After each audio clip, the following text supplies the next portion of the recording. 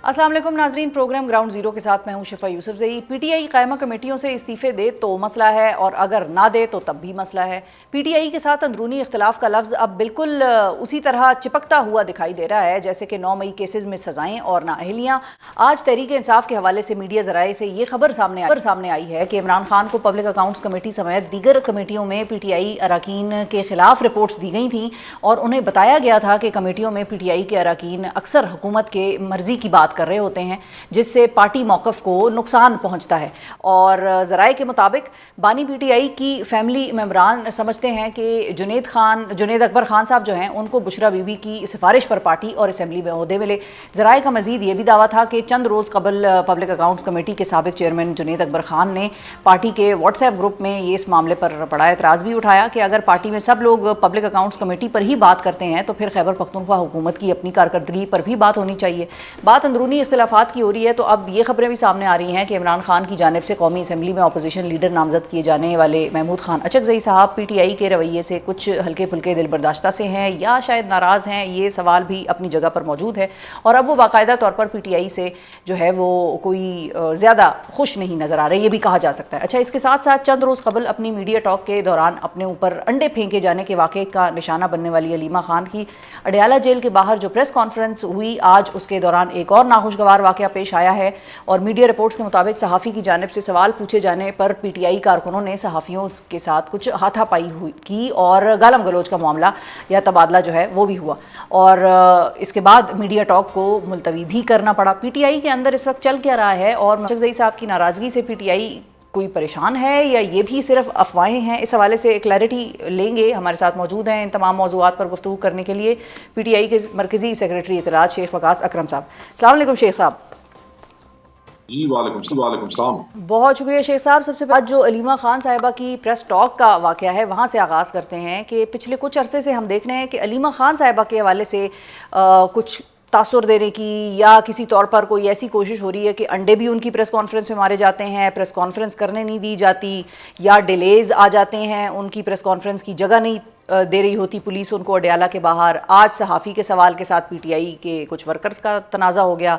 ये क्या हो रहा है? उनकी प्रेस कॉन्फ्रेंस कोई ख़ास नुक्ते से टारगेट हो रही है या आपको क्या समझ आ रही है इस सारे वाक़यात की?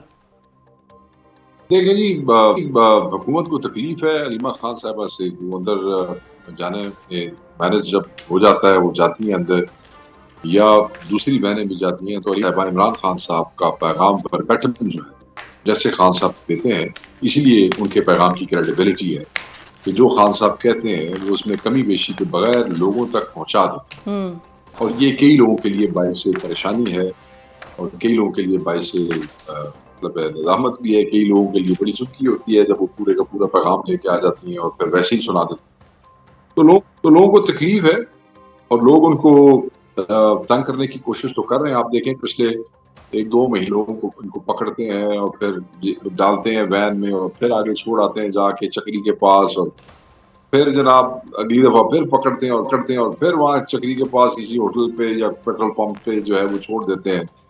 अब ये मामला हो गया कि वो आई उस दिन और वो अंडे वाले वाकया से पहले यही नौजवान जो था इसी किस्म की वो गुफ्तगू हुई। वहाँ पे एक और साफी भी थे, वो भी हॉट एक्सचेंजेस हुए। अच्छा, वहाँ पे लोग जो थे उस दिन भी बड़े जज्बात में थे। फिर अंडे वाला वाकया हो गया। आप ये देखें मैं इमरान खान की बहन एक ऐसी पार्टी जिसके 14 वर्कर्स को आर्टिकल 245 लगा के 26 अक्टूबर को आप शहीद कर देते हैं, गोलियां बरसाते हैं, 150-200 बंदा ग्रेवली इंजर्ड हो जाता है, बुलेट इंजर्ड हो जाता है, हजारों आदमी आपके गिरफ्तार हो जाते हैं। आप उनको अंडों से धमका रहे हैं, अंडों से तो वो नहीं धमकाए जाते तो क्या कर रहे हैं आप ह्यूमिलिएट करने की कोशिश कर रहे हैं। तो क्या आप समझते हैं कि आपने उनको ह्यूमिलिएट कर लिया? उससे तो उनका कद बढ़ गया। आपने देखा नहीं किस तरीके से, किस कंपोज तरीके से उन्होंने सिचुएशन को हैंडल किया। उनका एक जुमला था वो बड़ा माने खेज था अलीमा खान साहिबा का। जब उनको पहला अंडा जो है वो किसी ने मारा तो उन्होंने फौरन उनके आगे, ज़ाहिर हम भी देख रहे थे वो विजुअल्स और एक वीडियो हमने बार बार देखी कि इस पर अपना कोई तज्जिया डेवलप कर सकें, कुछ बात कर सकें, उस पर फौरन अलीमा खान साहिबा ने कहा कोई बात नहीं کوئی بات نہیں, تو وہ لوگوں کو فوراً سے کوئی بات نہیں کر دیا. تو یہ بات تھی جو کہ بڑی ویسے امپریسو لگی مجھے. مطلب یہ بات ہے کہ یہ میں کھل کے اعتراف کرتی ہوں اس کا کہ انہوں نے فوراً جس طرح سے کہا نا کوئی بات نہیں. بالکل انہوں نے بڑے اچھے طریقے سے, کوئی اور خاتون ہوتی تو گھبرا جاتی, ایک اور سخت ریئیکشن آ جاتا. آپ دیکھیں کہ انہوں نے لوگوں کو بھی روکا کہ کوئی بات نہیں, آپ کوئی ایسی بات نہ کریں.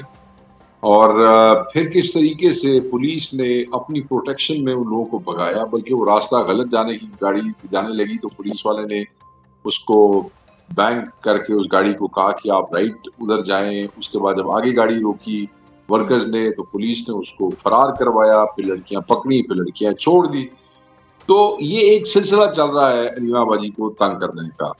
بیسیکلی عمران خان کو تنگ کرنا چاہتے ہیں. خان صاحب کہتے ہیں نا کہ یہ اچھا میری ویسے بیوی کو اذیت پہنچاتے ہیں, جی مجھے اذیت پہنچانے کے لیے, بالکل یہ فیملی کو تنگ کرتے ہیں, خان کو بریک کرنے کے لیے. اور پھر آج آ جاتے ہیں آپ کے اصل سوال کے اوپر. آج پہلے ہی وہاں پہ یہ فضا آپ کے الیکٹرانک میڈیا کے صحافی بتا رہے تھے کہ کچھ لوگوں کو 3-4 کو پلانٹ کر کے بھیجا جا رہا ہے. میں تو وہاں پہ نہیں تھا, جو لوگوں نے ذرائع رپورٹ کیا میں آپ کو وہ بتا رہا ہوں. جی.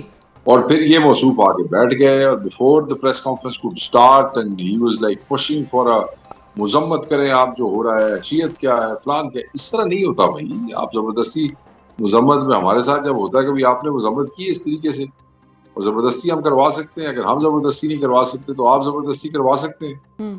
علیمہ خان صاحبہ کا اپنا کیا قصور ہے, انہوں نے تو کچھ نہیں کیا. اب ورکرز ہیں وہ جذبات میں آ جاتے ہیں. اگین آئی وڈ سے یہ نہیں ہونا چاہیے تھا, اٹ واز انفارچونیٹ. بٹ میرا خیال ہے کہ یہ جو پلانٹڈ لوگوں والا معاملہ ہے یہ بھی ختم ہونا چاہیے, کیونکہ اس کو بھی ہمارا کلچر ایکسیپٹ نہیں کرتا ہے. بالکل صحیح ہے. اب یہ کیسے ختم ہوگا اور اس کو کون ختم کرے گا, یہ کچھ ہے, ایک کچھ چیزیں آپ لوگوں کے ہاتھ میں بھی اس طرح سے نہیں ہیں. لیکن شیخ صاحب یہ بتائیے کہ اچکزئی صاحب کا کیا معاملہ ہے, ان کے حوالے سے بھی کچھ ناراضگی کی خبریں سامنے آ رہی ہیں. نہیں, کوئی ناراضگی نہیں ہے جی. آپ دیکھیں کل ان کی ہڑتال جو تھی, آج اس کی جو ان کی کال آئی, عمران خان صاحب نے اس کی پوری حمایت کی. ہمارے لوگوں نے کوئٹہ میں, ہمارے لوگوں نے کراچی میں, ہمارے لوگوں نے پشاور میں, ہر جگہ پہ ہمارے لوگوں نے اس کا ساتھ دیا ہے, اس کا بھرپور طریقے سے ساتھ دیا. کوئی ایسے ایشوز نہیں ہیں. لوگ ایشوز بنا دیتے ہیں, ریز کرتے ہیں, آپ سے شیئر کرتے ہیں, اس کی خبریں بن جاتی ہیں. But as we see it, there is nothing wrong and he has not expressed anything. اچھا, یعنی کہ کوئی ایسا مسئلہ نہیں ہے. کیونکہ کوشچن اس لیے بھی لوگ ریز کر رہے ہیں کہ حالیہ دنوں میں پی ٹی آئی کی کوئی اہم ملاقات, کوئی خاص ملاقات پی ٹی آئی کی اچکزئی صاحب کے ساتھ ہوئی نہیں حالیہ دنوں میں. تو اس لیے بھی لوگ زیادہ قیاس کر رہے ہیں کہ شاید اچھا ناراضگی کی خبر بھی آ گئی, پی ٹی آئی کی ملاقات بھی نہیں ہوئی. ਤੁਸੀਂ ਸ਼ਿਫਾ ਮੈਨੂੰ ਦੱਸੋ, ਤੁਸੀਂ ਅਹਿਮ ਮੁਲਾਕਾਤ ਕਿਹਨੂੰ ਕਹਿੰਦੇ ਹੋ? What is an ਅਹਿਮ ਮੁਲਾਕਾਤ according to you? نہیں, یہ تو میں آپ کو بتا رہی ہوں جو رپورٹ ہو رہا ہے, جو مولانا صاحب سے ہوتی تھی اس قسم کی ملاقاتیں. میرا خیال ہے لوگ سوچ رہے ہوں گے اسد کیسر صاحب جایا کرتے تھے, گوہر صاحب جایا کرتے تھے. رپورٹ تو ایسی ہے نا, اب جیسے آپ نے اپنے انٹرو میں ایک رپورٹڈ کہانی سنائی کہ ذرائع یہ کہہ رہے ہیں کہ خان کی فیملی بی ایس سی کے بارے میں یہ چاہتی تھی, اور پھر ذرائع یہ بھی ساری پیدل ہی. ہاں جی, وہ آتے ہیں, اس پہ بھی آئیں گے. ہاں, پیدل ذرائع نے سارے. تو یہ اسی طریقے سے رپورٹڈ خبریں بھی. میں بیٹھا ہوں نا, آپ کا رابطہ ہے مجھ سے, آپ حکم کیا کریں, مجھ سے پوچھ لیا کریں. I'll give you the official version of the party. ٹھیک ہے, official version is کہ نہیں, nothing of that sort is happening. یہ سب فضول بات ہے, کوئی ایسی بات نہیں.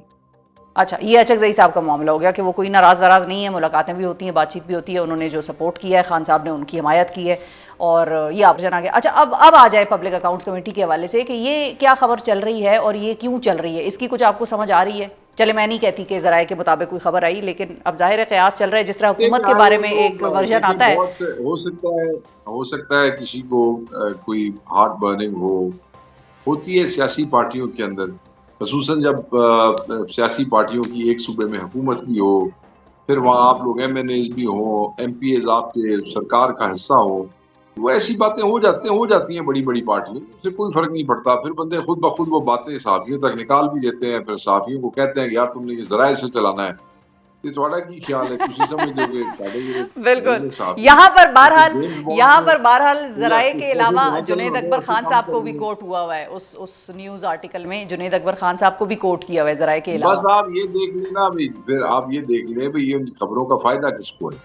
آپ کڑیاں ملا لیں خود ہی بیٹھ کے.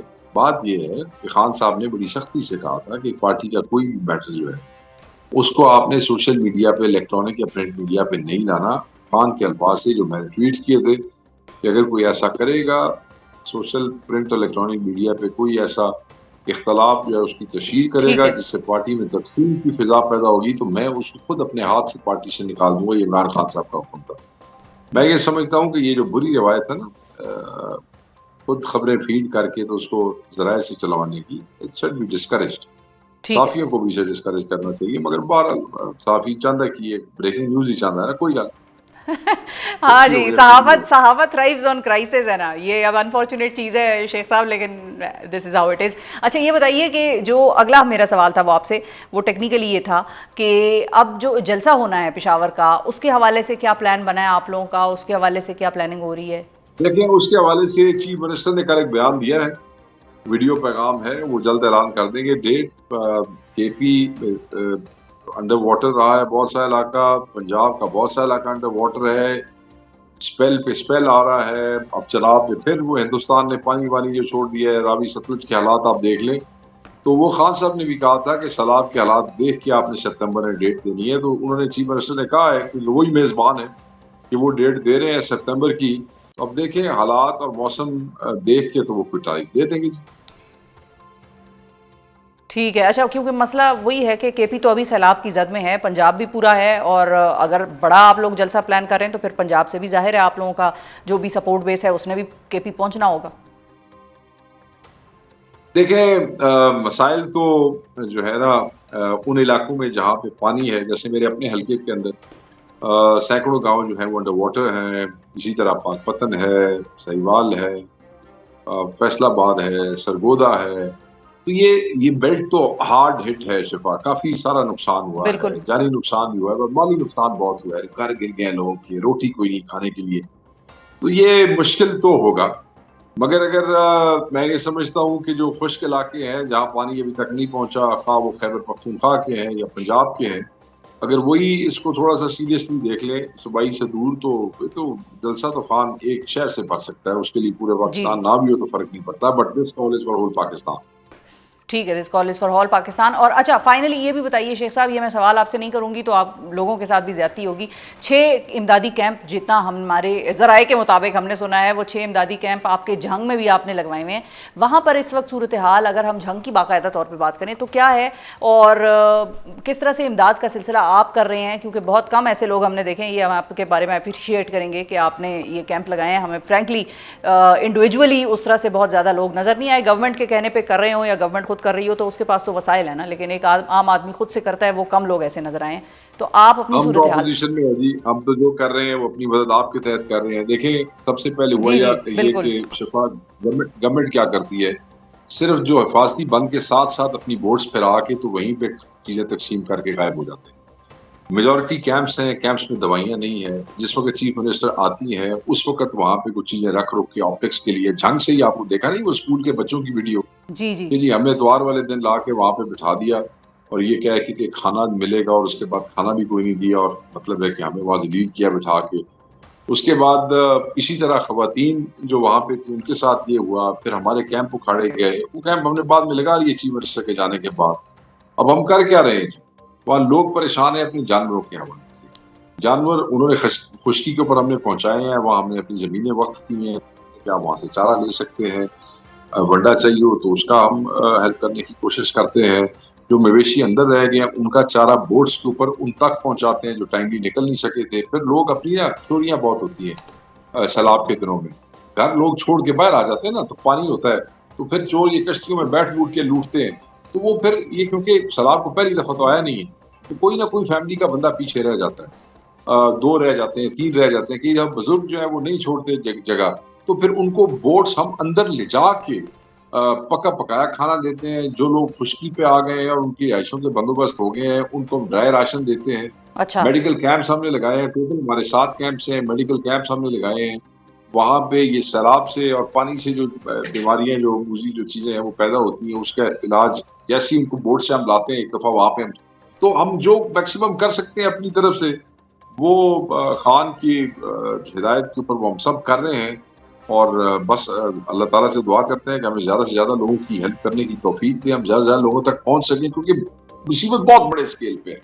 और अभी तो आप देखिए कि अभी तो पानी है, जब पानी नीचे जाएगा। जी बिल्कुल, मैं यही पूछने वाली थी। क्विकली ये भी बताइए शेख साहब के, آپ کو کیا لگتا ہے 25 لاکھ کا رقبہ کہہ رہے ہیں پنجاب میں متاثر ہوا ہے، آپ خود اتنی بڑی مصیبت کا یعنی کہ لوگوں کو بتا رہے ہیں کہ کس طرح سے آپ لوگ مدد کر رہے ہیں، مدد کرنا بھی محال ہوا ہے اس وقت، تو اس فلڈ شاک سے آپ کا حلقہ کتنے عرصے میں ریکور کر سکتا ہے یہ جو ساری اتنی بڑی تباہی آپ نے ایکسپیرینس کی ہے؟ ہم اس پہ بات کرنے جا رہے ہیں کل، اور بڑی وہ بات ہے یہاں پہ تو حکومت کو چاہیے کہ تمام زیڈ ٹی بی ایل کے لونز جو ہیں وہ ان کی قسطیں وہ کر دے، ڈیفر کر دے، لون معاف کرے، بجلی کے بل اس مہینے کے معاف کرے، کھاد بیج یہ بالکل رعایتی قیمتوں پہ، جہاں پہ فصلیں تباہ ہو گئی ہیں وہاں پہ مفت بیج حکومت کو دینے چاہیے، بجلی کا بل ساتھ یہ جو یہ ٹریکٹر تجویز ان کا ویسے جو بجلی کے پراپرٹی بل معاف کرنے ویلیو والی تجویز بلاول بھٹو صاحب کی طرف سے بھی آئی ہے آج.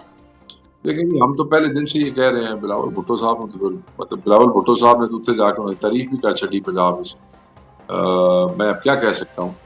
مگر بہرحال جی بہت بڑے اسکیل کی تباہی ہے، لوگوں کے گھر گر گئے ہیں، لوگوں کی فصلیں تباہ ہو گئی ہیں، اس سے آپ کے لیے بہت سی ایمرجنسی سچویشن پیدا، چیزیں مہنگی ہو جائیں.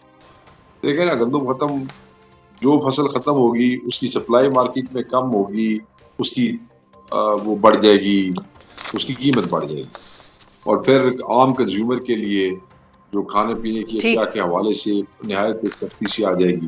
اور پھر جن بیچاروں کو لائیولی ہوڈ ہی ختم ہو گیا، جن کا اچھا لائف سٹاک کا بڑا نقصان ہوا، جانور بہ گیا، ہزاروں لاکھوں کی تعداد میں جانور بہ گئے. اور ٹھیک ہے کئی جی. آپ کو پتا ہے کہ دیہات میں جو لائیولی ہوڈ ہے وہ ہے ہی جانور کے اوپر، اس کا دودھ بیچ کے تو وہ گزارا کرتے ہیں، گوشت کے اوپر وہ کرتے ہیں. تو بہت سا نقصان ہوا ہے، اور یہ کافی عرصہ تک، آپ نے کہا کتنا، کافی عرصہ تک جو ہے وہ لوگ اس کو اس نقصان میں سے نہیں نکل سکتے. بہت شکریہ ادا کریں گے شیخ وقاص اکرم صاحب. ناظرین ہمارے ساتھ موجود تھے، اپنے آبائی حلقے جہنگ کے حوالے سے صورتحال واضح کر رہے تھے، اپنے کیمپوں کے حوالے سے امداد کرنا بھی مشکل ہو رہا ہے یہ بھی بتایا. کیمپ اکھاڑ دیے گئے لیکن سی ایم صاحبہ کے جانے کے بعد ہم نے کیمپ دوبارہ لگا لیے، یہ بھی شیخ صاحب نے بتایا. اور اس کے ساتھ ساتھ تردید کی ان ساری خبروں کی جو پی ٹی آئی کے حوالے سے چھپ رہی ہیں، یعنی کہ مثال کے طور پہ چکزئی صاحب کی ناراضگی پی ٹی آئی سے ہے، اس بات کی بھی کھلے لفظوں میں تردید کی. اچھا، اس کے ساتھ جو قائمہ کمیٹیوں کے حوالے سے عمران خان صاحب کو استعفوں کے حوالے سے مس گائیڈ کرنے کی خبر چھپی ذرائع کے مطابق، اور جنید اکبر صاحب کے ذرائع کے مطابق اس کو بھی انہوں نے پیدل ذرائع سے چلتی ہوئی خبریں قرار دیا. پروگرام میں ذکر غزہ میں پھوک اور قحط کا شکار بچوں اور خواتین کے لیے امدادی اور غذائی سامان پہنچانے کے لیے عالمی سطح پر کی جانے والی ایک اہم کوشش کا، اور اس میں پاکستان کو بھی نمائندگی ملنے کا. غزہ میں اسرائیل کے کئی ماہ سے جاری محاصرے اور اس دوران وہاں بھوک سے پیدا ہونے والے سنگین ترین انسانی بحران کے تناظر میں بین الاقوامی تنظیموں اور 50 سے زائد ممالک کی جانب سے غذائی سامان کی ترسیل سمندری راستے کے ذریعے غزہ تک ممکن بنانے کے لیے کشتیوں اور جہازوں پر مشتمل ایک بڑا بحری بیڑا سمود فلوٹیلا اسپین سے براستہ تیونس روانہ ہو چکا ہے. اور اب اس وقت یہ فلوٹیلا تیونس میں موجود ہے، جہاں پر پاکستان کے 5 رکنی وفد کی قیادت جماعت اسلامی کے سابق سینیٹر اور غزہ ایشو پر مسلسل آواز اٹھانے والے سابق سینیٹر مشتاق احمد کر رہے ہیں، جو کہ سیو دی غزہ کے پیٹرن ان چیف ہیں، اور اس وقت ہمیں تیونس میں موجود سمود فلوٹیلا سے جوائن کر رہے ہیں. السلام علیکم مشتاق صاحب، بہت شکریہ آپ نے وقت نکالا پروگرام کے لیے اتنے اہم ایشو سے. سب سے پہلے تو یہ بتائیے مشتاق صاحب کہ فلوٹیلا سمود کے غزہ کی جانب بحری سفر کو اب کتنے روز ہو چکے ہیں؟ غزہ میں داخلے کے لیے اس کا روٹ کیا ہے، اور اب اس وقت آپ اس وقت تک کہاں پہنچ چکے ہیں یہ بھی ذرا بتائیے گا. بسم اللہ الرحمن الرحیم. بہت شکریہ. گلوبل سمود فلوٹیلا یا عالمی قافلہ استقامت 31 اگست کو اسپین کے بندرگاہ بارسلونا سے روانہ ہو گیا تھا، اور سی سٹارم کی وجہ سے، سمندری طوفان کی وجہ سے یہ اپنے مقررہ وقت سے 2 دن کی تاخیر سے اسپین کے بندرگاہ سیدی بوسعید پہنچ گیا ہے. اور کل ہم نے 4 بجے ان کا بھرپور استقبال کیا، اور گلوبل سمود فلوٹیلا کا جو پہلا منزل تھا بارسلونا اسپین سے تیونس کے سیدی بوسعید بندرگاہ تک پہنچنے کا وہ مکمل ہو گیا. اب یہ 2 دن یہاں پہ ریفیولنگ ہوگی، میکینیکل ورک اور ریپیئرنگ ہوگا، کیپٹن اور کروز کو آرام دیے جائیں گے، اور اس کے بعد انشاءاللہ بدھ کے دن صبح یہ قافلہ سمندر کے راستے سے، انٹرنیشنل واٹر سے سامان لے کر، خوراک، ادویات، فارمولا ملک بچوں کے لیے، اور اس کے ساتھ پانی اور دیگر ضروریات زندگی، یہ غزہ کی طرف جو ہے وہ روانہ ہو جائے گا. انشاءاللہ کوئی سمندری طوفان ہمارا راستہ نہیں روک سکتا. یہ ثابت ہو گیا انشاءاللہ، اور کوئی اسرائیل کی یا بن گویر کی یا نتنیاہو کی جو ایک زوئنسٹ اپرتائڈ ریشسٹ ریجیم ہے، ان کی دھمکیاں بھی ہمیں نہیں روک سکتی، اور یہ قافلہ ہر صورت میں انشاءاللہ غزہ تک پہنچے گا، اور جو ان ہیومن غیر انسانی بلاکیڈ ہے۔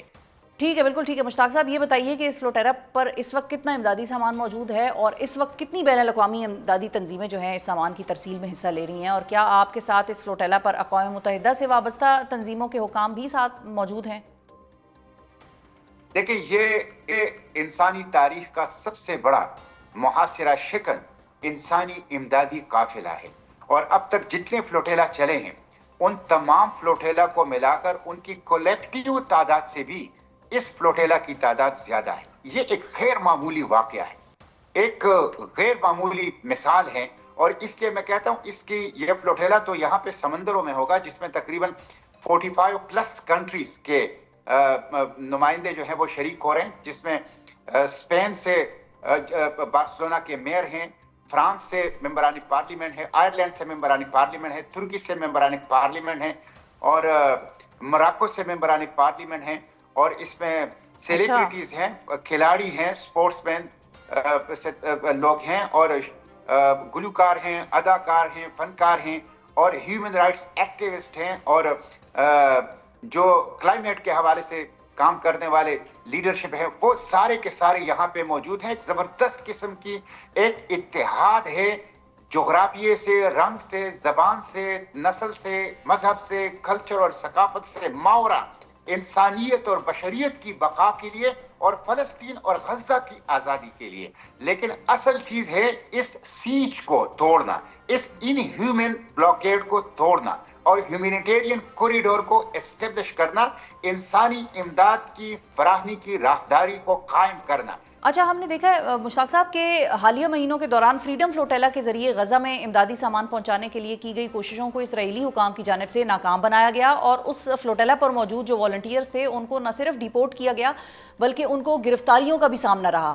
تو کیا سمود فلوٹیلا پر آپ سمیت موجود دیگر جو والنٹیئرز ہیں ان کو بھی یہ خدشہ لاحق ہے کہ آپ کی کوششوں کو بھی ناکام بنایا جا سکتا ہے؟ یہ خدشات تو بہت ہیں، یہ تو صرف ایک ایڈونچر نہیں ہے، صرف ایک سی مشن نہیں ہے، بلکہ یہ تو انسانیت اور بشریت کی بقا کی ایک جنگ ہم لڑ رہے ہیں، اور اپنی جانوں کی قیمت پر اور اپنے تمام تر خطرات کو مول کر ہم یہ لڑ رہے ہیں۔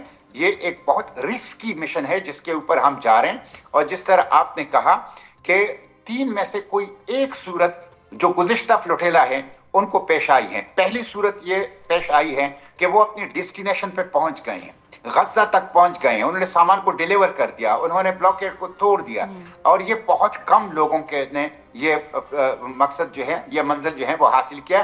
ہماری دعا ہے، ہماری کوشش ہے، ہماری پوری کی پوری ایفرٹس ہیں اس کے لیے کہ ہم غزہ پہنچیں اور جو ہماری ڈیسٹینیشن ہے اور وہاں پہ سامان کو ڈیلیور کر لیں۔ دوسرا یہ ہے کہ جس طرح آپ نے کہا انٹرسیپٹ کیا گیا ہے، اور انٹرسیپشن کے بعد یا تو ان کو گرفتار کر کے جیلوں میں ڈال دیا گیا ہے، یا ان کو مختلف ممالک کے اندر ڈیپورٹ کر دیا گیا ہے، اور تیسری صورتحال یہ پیش آئی ہے کہ انہوں نے اس سویلین، اس شہریوں کی امدادی لیگل پولیٹیکل نہیں ہے، پوری کی پوری ایک لیگل ہے، اور اس کے ساتھ ساتھ پیسفل اور نان وائلنٹ اور سالیڈیریٹی موو کو دشمن کی طرح ڈیل کیا ہے، اور اس کے اوپر حملہ کیا، جیسے ماضی میں ماوی مربرہ جو ترک فلوٹیلا تھے اس کے اوپر حملہ کیا گیا، کانشس فلوٹیلا کے اوپر حملہ کیا گیا، اور اس میں کئی ایک لوگوں کو قتل کر دیا گیا۔ تو یہ تینوں صورتحال، اس میں سے کوئی بھی صورت جو ہے پیش آ سکتی ہے۔ ہماری ٹارگٹ، ہماری ہدف، ہمارا اصل مقصد، ہمارا گول وہ غزہ تک پہنچنا ہے، اور ہم اسی کی کوشش کریں گے، اور ہم پیسفل ہیں، ہم نان وائلنٹ ہیں، ہم لیگل ہیں، ہم سالیڈیریٹی کی موو ہیں، اور ہم انسانی امداد وہاں پہ پہنچانا چاہتے ہیں۔ لیکن اگر اسرائیل جس طرح دھمکیاں دے رہا ہے، وہ ہمیں انٹرسیپٹ کرتا ہے، جیلوں میں ڈالتا ہے، ڈیپورٹ کرتا ہے، ہمارے اوپر حملہ کرتا ہے، तो उस तमाम कॉन्सिक्वेंसेस के लिए हम तैयार ठीक है, आपने 3 सिनेरियोज तो तफसील से बता दिए हैं मुश्ताक साहब, मगर इसराइली हुकाम तो गज़ा जाने वाले इमदादी सामान के काफ़िलों और बहरी जहाज़ों को मिसाइल्स का निशाना भी बनाते रहे हैं, और आपने ये सफ़र इख्तियार करके अपनी ज़िंदगी के हवाले से भी एक, मुझे तो लग रहा है ख़तरा मोल लिया है, आपको भी ऐसा लग रहा है? कितना बड़ा ख़तरा मोल लिया आपने? बहुत बड़ा खतरा मोल लिया है। और हम नहीं, ये देखें 44-45 ममालिक से जायद के लोग ये खतरा मोल रहे हैं, इसलिए कि यूनाइटेड नेशन और इंटरनेशनल बॉडीज नाकाम हो गई, इसलिए कि वर्ल्ड ऑर्डर नाकाम हो गया, इसलिए कि गजा को बचाने के लिए वहां के बच्चों को, वहां के इनोसेंट को, वहां के सिविलियन को, वहां के नॉन कॉम्बेटेंट को बचाने के लिए दुनिया आगे नहीं आ रही, इंटरनेशनल बॉडी, स्टेट्स और गवर्नमेंट्स आगे नहीं आ रही, तो हम उनको शर्म दिला रहे हैं और अपनी जानों की कीमत पर तमाम तर खतरात मोल कर हम उनको जगाने की कोशिश कर रहे हैं कि अगर हम सिविलियन, हम शहरी अपने जानों को खतरे में डालकर अपने साथ खाली हाथ पानी, खुराक, अद्वियात और बच्चों के लिए फार्मूला मिल्क लेकर समंदर के सफर पर गजा पहुंचने की कोशिश कर सकते हैं, तो इंटरनेशनल बॉडी क्यों नहीं कर सकती, गवर्नमेंट क्यों नहीं कर सकते, हुकूमतें क्यों नहीं कर सकती? इसलिए मैं दुनिया भर के अवाम से बिलअमूम और पाकिस्तान के अवाम से बिलखसूस कहता हूं कि वो ग्लोबल समूद फ्लोटेला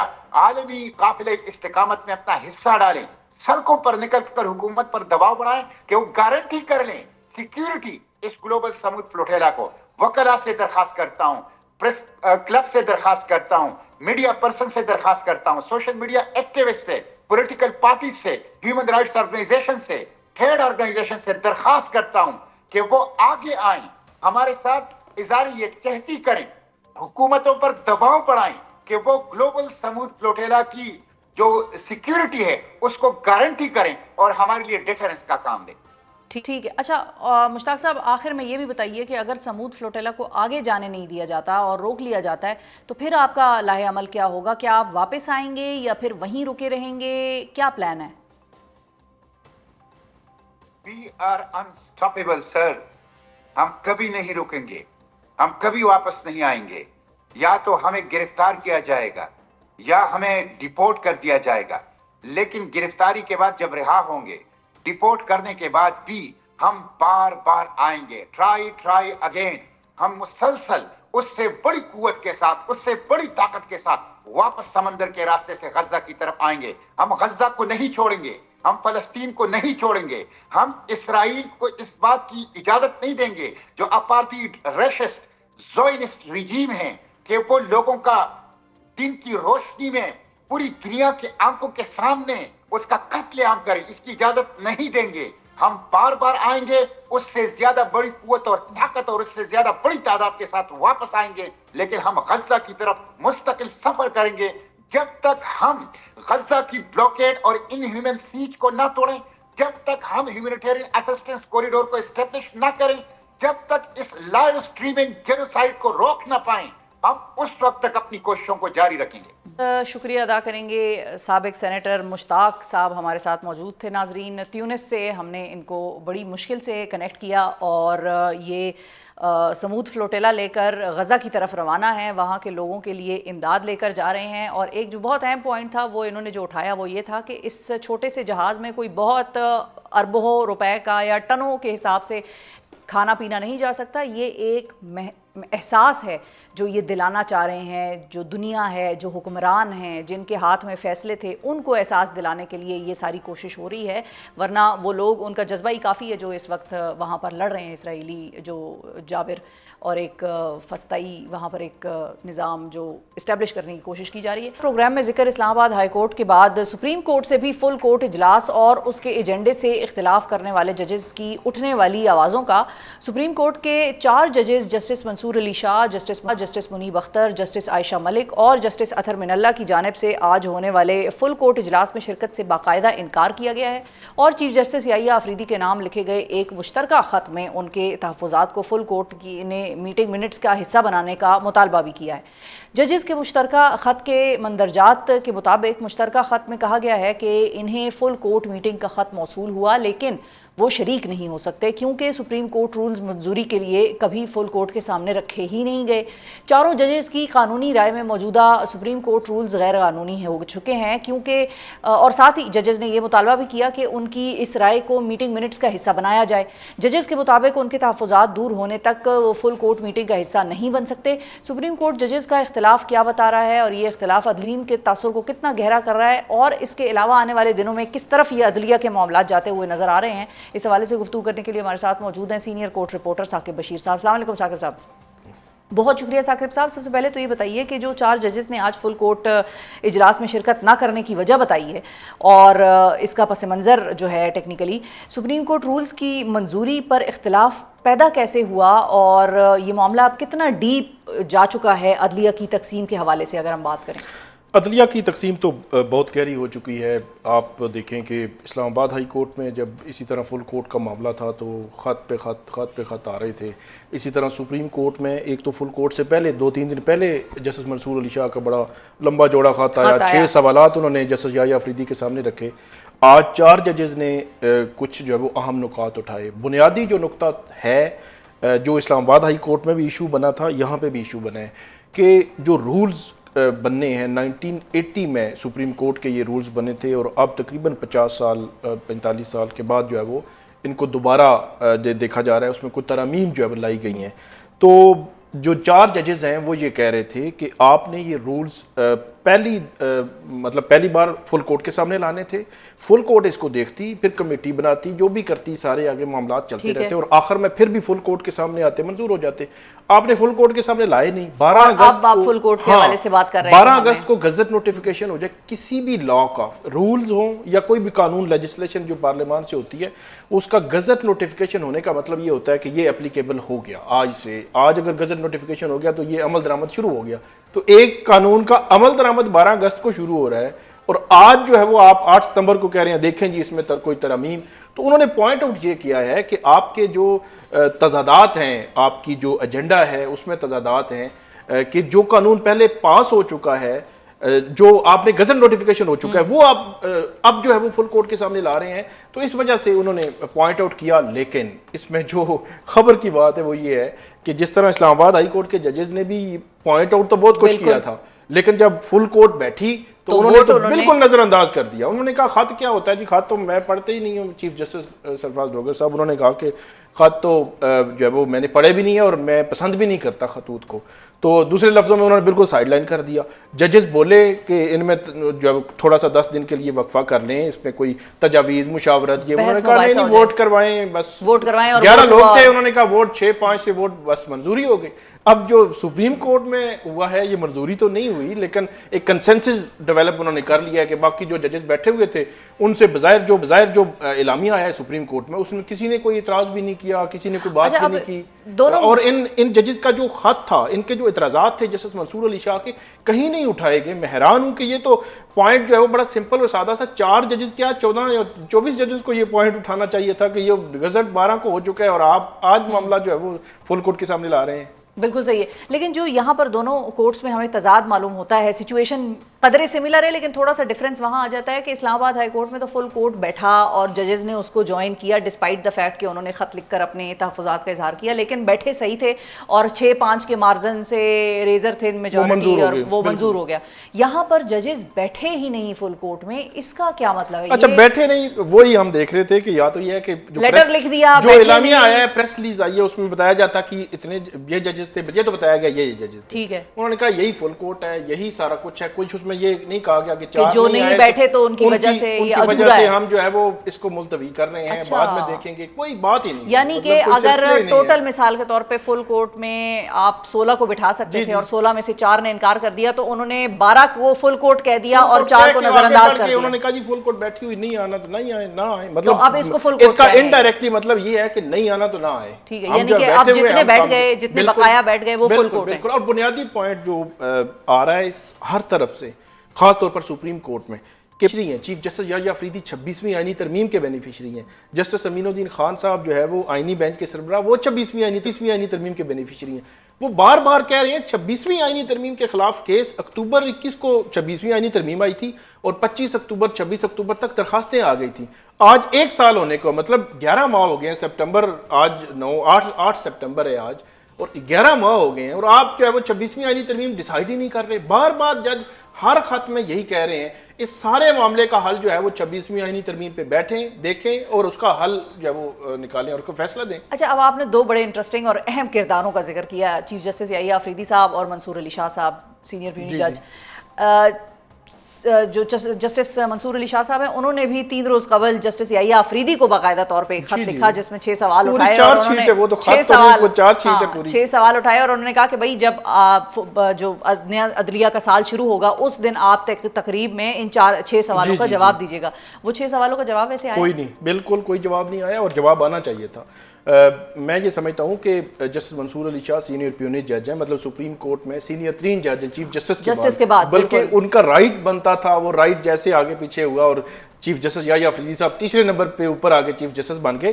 میرا یہ خیال ہے کہ تھوڑی سی رسپیکٹ جو ہے وہ انٹرنلی ہونی چاہیے. پھر جسٹس منصور علی شاہ عام بھی نہیں ہے, ان کے پرانے دوست بھی ہیں چیف جسٹس یحییٰ آفریدی صاحب کے, 7 لا فرم میں کام کیا ہے, تو یہ ان کو جوابات دینے چاہیے تھے, لیکن انہوں نے نہیں دی. انہوں نے اپنی کارکردگی بتائی ہے اور اس کارکردگی میں بھی کافی سوالات ابھی بھی موجود ہیں کہ وہ آپ کیسے, فار ایگزامپل مسنگ پرسنز پہ انہوں نے کہا ہے, انہوں نے جو مداخلت پہ 6 ججز نے خط لکھا تھا, اب وہ کہہ رہے ہیں جی مداخلت کو ہم اس طرح کریں گے.